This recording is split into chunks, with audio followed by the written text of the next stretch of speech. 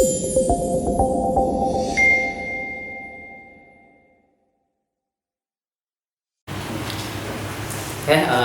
assalamualaikum warahmatullahi wabarakatuh. Jumpa lagi teman-teman bersama saya. Pada kesempatan kali ini kita akan belajar mengenai komponen-komponen pada komputer dan fungsinya. Tujuannya dari video ini dibuat yaitu untuk memperkenalkan komponen-komponen dalam komputer. Apa aja sih komponen-komponen dalam komputer dan apa saja fungsinya. Kita di era sekarang hidup kita itu tidak bisa lepas dari komputer, baik yang ada di sekolahan, di kantor, atau bahkan di rumah-rumah itu sudah tidak bisa lepas dari komputer. Karena komputer sudah menjadi bagian yang sangat penting untuk kita semua, dari kalangan remaja, bapak-bapak, dan semua kalangan itu sangat membutuhkan komputer.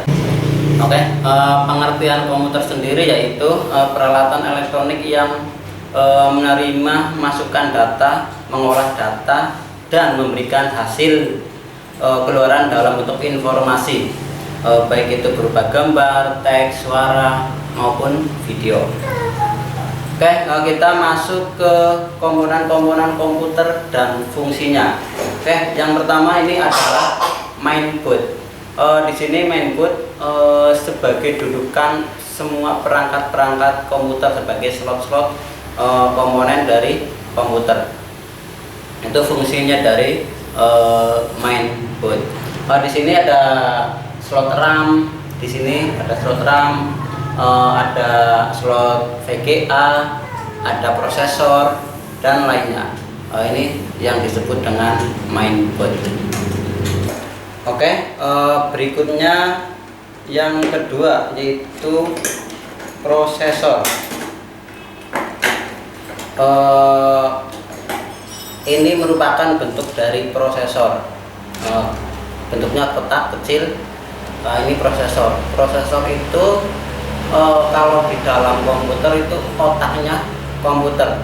Jadi data apa saja yang masuk ke dalam komputer itu yang memproses itu prosesor ini.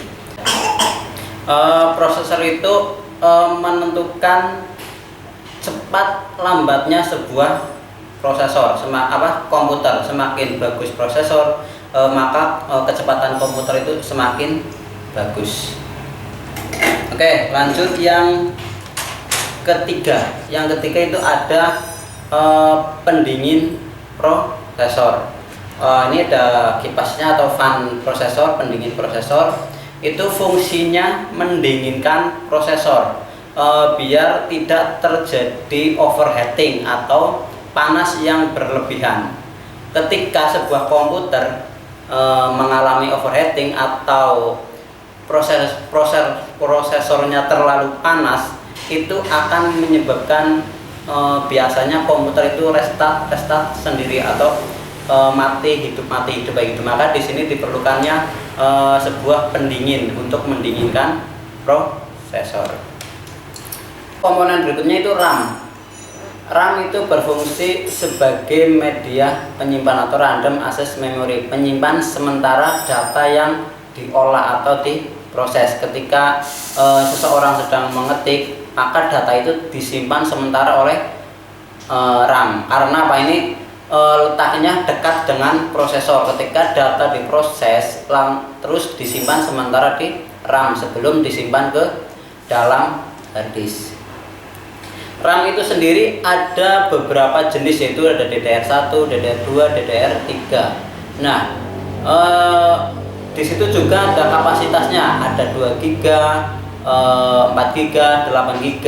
Dan di sini ketika RAM ini semakin besar, maka berpengaruh juga di dalam komputernya juga semakin cepat ketika kapasitas RAM-nya itu semakin tinggi. Berikutnya ada VGA. VGA sering kalau di dalam komputer itu kartu VGA. Fungsi dari VGA yaitu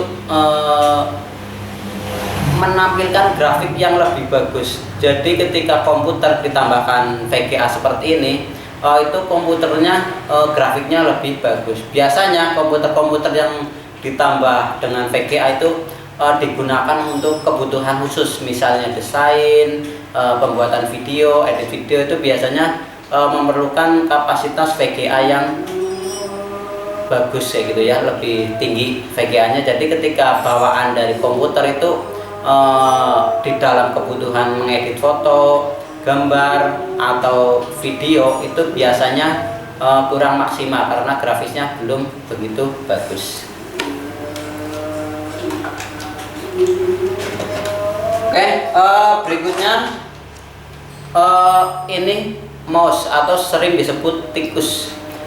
Ini fungsi dari mouse itu memberikan perintah atau menginput perintah-perintah ke dalam komputer yang akan diproses. Oke, lanjut berikutnya, komponen berikutnya yang berikutnya itu ada hard disk. Hard disk itu media penyimpan permanen. Jadi data-data itu semuanya tersimpan di sini, baik dari OS-nya, programnya atau aplikasinya, itu semuanya tersimpan di hard disk ini. Oke, untuk berikutnya di sini ada power supply. Power supply. Di sini fungsi dari power supply itu menyuplai semua kebutuhan kelistrikan yang menyuplai di power supply kayak gitu. Oke, itu power supply. Oke, keyboard itu fungsinya untuk menginput perintah di dalam mengetik.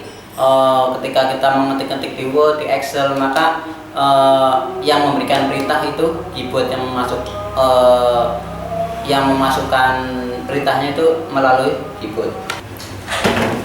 Oke, berikutnya komponen berikutnya yaitu casing. Casing itu seperti ini. Ini fungsinya sebagai sedudukan semua komponen-komponen komputer. Jadi di sini semua komponen ada di dalam sini, biar terlindungi dari mungkin tumpahan air atau apa. Nah, itu fungsinya sebagai dudukan. Selain itu juga sebagai pelindung terhadap komponen-komponen tersebut. Oke, berikutnya ada monitor. Monitor itu, fungsi dari monitor itu menampilkan semua proses-proses atau kerja dari sebuah komputer. Jadi nanti akan ditampilkan di layar monitor. Monitor itu berdasarkan perkembangannya itu sangat pesat. Ada beberapa jenis monitor. Yang pertama itu ada CTR atau monitor tabung. Berikutnya berkembang lagi menjadi monitor LCD, terus berikutnya LED. Jadi ada CTR, LCD, LED, itu jenis-jenis monitornya kayak gitu.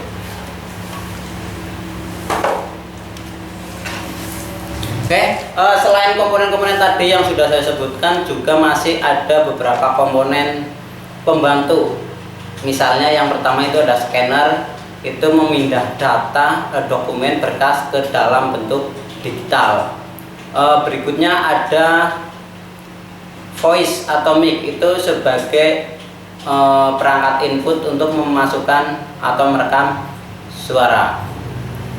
Terus komponen berikutnya ada scan barcode. Biasanya untuk menycan barcode-barcode yang ada di swalayan-swalayan.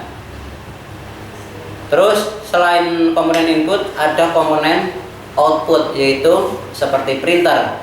Printer itu berfungsi untuk mencetak dokumen-dokumen dari proses yang dibuat. Terus ada speaker. speaker itu berfungsi untuk mengeluarkan suara atau audio dari komputer. Oke, mungkin itu dari penjelasan dari saya. Semoga dengan apa yang telah saya jelaskan, teman-teman bisa memahami beberapa komponen-komponen dari sebuah komputer, dan semoga kita dipermudahkan dalam belajar.